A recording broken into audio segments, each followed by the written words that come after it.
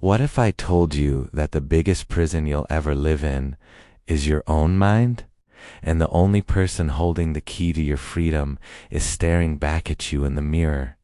There was once a young man named David who had dreams bigger than the sky. He wanted to be a writer, an entrepreneur, someone who made a difference. But every morning he woke up to the same reality, scrolling through his phone for hours, binge-watching shows, making promises to himself that tomorrow would be different. Tomorrow never came. One day, David met an old man sitting alone in a park, feeding the birds. Something about his peaceful presence drew David closer. They started talking, and David poured out his frustrations. "I want to change my life," David said, "but I just can't seem to control myself, my mind. It's like it controls me." The old man smiled gently. "Tell me, David, have you ever trained a wild horse?" David shook his head, confused. "A wild horse," the old man continued, "is powerful, unpredictable, and dangerous. But with patience, consistency, and discipline, that same horse becomes your greatest companion. It takes you wherever you want to go. Your mind is like that wild horse. Right now it's running wild, taking you places you don't want to be. But the moment you learn to discipline it, everything changes."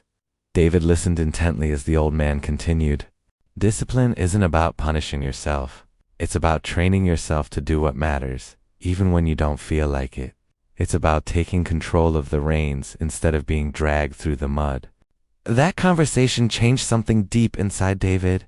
The next morning, when his alarm rang, his mind immediately said, 5 more minutes. But this time, David remembered the wild horse. He got up anyway. It was hard. His mind fought him every step of the way. When he sat down to write, his mind said, "You're not good enough." He wrote anyway. When he wanted to skip his morning routine, his mind said, "It doesn't matter."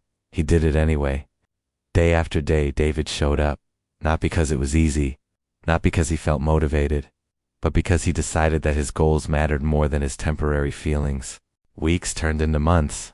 Slowly, something remarkable happened. The voice that once controlled him started to quiet down. His mind, that wild horse, began to respond to his commands. Waking up early became easier. Working on his dreams felt natural. The chaos inside his head transformed into clarity. 1 year later, David published his first book. He built a business. He became the person he always dreamed of being. And it all started with one simple decision: to discipline his mind. Here's what David learned, and what you need to hear today. Your mind will always resist change. It loves comfort. It fears the unknown. But you are not your mind. You are the one who observes it, who controls it, who trains it. Every time you choose discipline over distraction, you're strengthening that control. Every time you do what you said you'd do, even when you don't feel like it, you're proving to yourself that you're in charge. So, here's my challenge to you. Pick one thing, just one. Maybe it's waking up early. Maybe it's reading for 30 minutes. Maybe it's working out, or learning a new skill, or finally starting that project you've been putting off. Do it tomorrow. And when your mind screams at you to stop, remember David.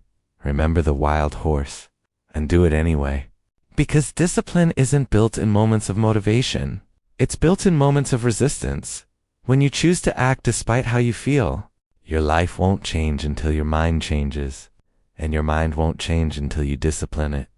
The question is, will you remain a prisoner of your own thoughts, or will you become the master of your destiny?